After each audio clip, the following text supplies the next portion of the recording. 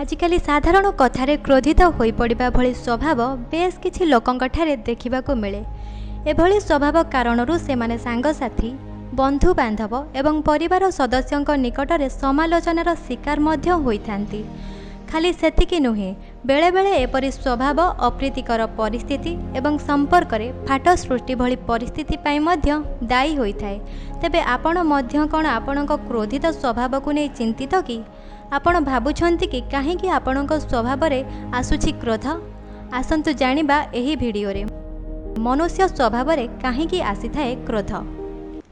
ज्योतिष शास्त्र अनुजाई राशि रे ग्रह मानकर गतिविधि को नहीं मनुष्य स्वभाव रे क्रोधर सृष्टि होइथाए। बेले बेले मंगलंक सहित शनिंक मिलन को मध्य मनुष्य स्वभाव रे क्रोध सृष्टिर कारण बोली कुहा जाई पारे। एहा छड़ा सूर्य एवं मंगल हेउछंती दुईटी ज्वलंत ग्रह जो माने आम राशि रे आक्रोश, आत्मविश्वास एवं कार्य को प्रतिनिधित्व करती। बेले बेले एही संजोग आक्रमणात्मक मध्य होई पारे एवं हिंस्र मध्य होई पारे, जेउ कारणरू आम स्वभाव रे क्रोध जात होइथाए। राहु एवं केतुंक सहित मंगल ग्रहर मिलन मध्य अनेक क्षेत्र में क्रोधित स्वभाव को द्विगुण करिथांती, जहा फलरे जड़े व्यक्ति टिके टिके कथारे उत्यक्त होई पड़ती, अपशब्द मध्य प्रयोग करिथांती, जहा आमको अन्य मानक निकटरे नीच करि देई पारे। एहा छड़ा लोभ किंबा किछि अपूरणीय आशा मध्य क्रोधर कारण होइथाए। एठारे लोभर अर्थ हेउछि वस्तुवादी शुक्र एवं संलग्नक चंद्र। तेणु एहा मनुष्यर मानसिकतारे उग्रता बा अपशब्द प्रयोगर स्वभाव को बढ़ाई थाए, जहा क्रोध सृष्टिर अन्य एक कारण अटे। अपर पक्षरे क्रोध आमर भाव प्रवणतार एक तीव्र अभिव्यक्ति।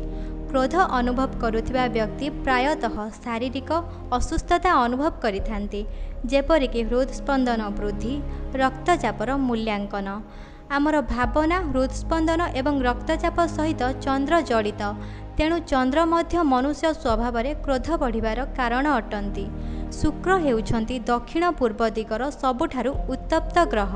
शुक्र मंगल अपेक्षा अधिक ज्वलंत अटंती एवं आक्रमणात्मक मध्य। उभयंक मध्यरे केवल पार्थक्य हेउछि मंगल अपरिपक्व, सर्वदा युद्ध करने प्रस्तुत। अन्यपटे शुक्र ज्ञानी, जी कि निज भितरे क्रोध पोषण करिथांती। एसबु व्यतीत आमर बाह्य परिवेश मध्य आम क्रोध बढ़िबार कारण होई पारे, जेपरिक बारंबार गोटे विषय वस्तु को नहीं चर्चा बा कौनसी द्वंद्वमूलक परिस्थिति को नहीं प्रश्न। अपर पक्षरे आर्थिक अनटन दे गति करुथिले मध्य आम स्वभाव रे क्रोध जात होइथाए।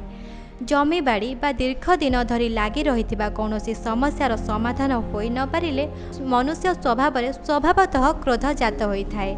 एसबु कारण पाई मनुष्य स्वभाव रे क्रोध आसीथाए, जहा आमको प्रियजन मानक ठारू दूरेई देबा सह चिंताग्रस्त कराई थाए।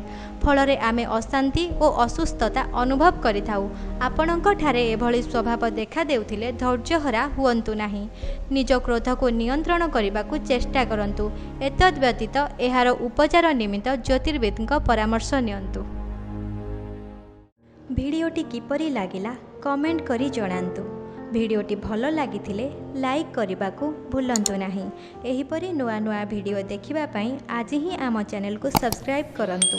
पुणी देखा हेबो आउ एक भिडियो रे।